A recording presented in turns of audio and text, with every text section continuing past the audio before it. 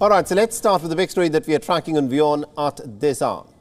Now, the cost of living crisis seems to be getting worse across the United Kingdom. And a new study has now found that this could probably result in thousands of people dying what are being described as premature deaths because of the fact that they simply can't seem to afford the basic necessities of life. Now, according to a study by the BMJ Public Health, people are dying before they reach the age of 75, and this is likely to increase by about 6.5% this year due to the prevailing cost of living crisis in the United Kingdom. Now, the study was focused on Scotland, but researchers have suggested that it is likely to have a similar effect across the United Kingdom. The studies further revealed that maximum vulnerable households are those who will also have poorer health, and they all fall in their income in the directly affected areas of health.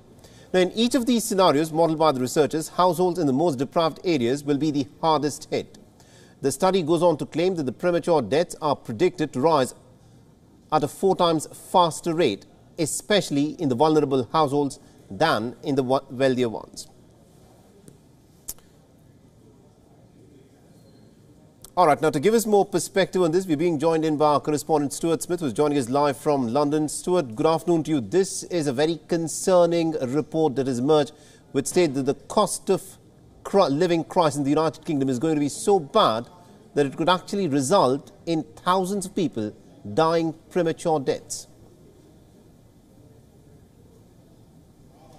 Yeah, that's exactly right. And what it also does is quantify to what extent that's happening. It's long been established there is a link between losing money, getting poorer, and having worse health outcomes. What the study published in the British Medical Journal does is put numbers to it so that government policy can be reflected upon. Now, to put this in a simple context, the increase in premature deaths is expected to be around 6.4%. The COVID pandemic increased premature deaths by around 7.4%. So around 1 percentage point difference, researchers are emphasising, which means this is something that's expected to be a big problem. And for those poorest in society, those potentially already struggling, the increase in premature deaths is expected to be around 23%. All right, there seems to be a bit of an issue with the line with my colleague Stuart Smith. We'll get you more details. All right, my colleague Stuart Smith is back with us. Go ahead, Stuart.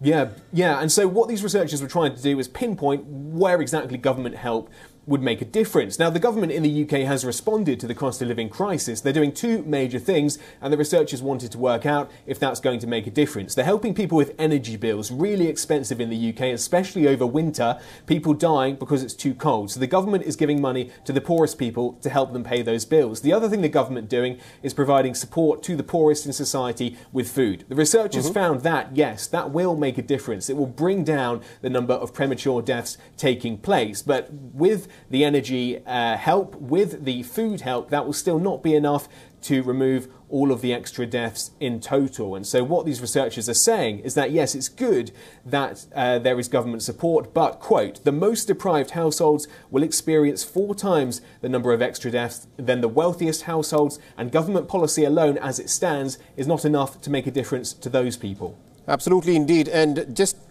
to dwell a bit further on this, the winter will set about another 2 months. And last year, what we witnessed in Britain is that people had to make the difficult choice between eating or heating.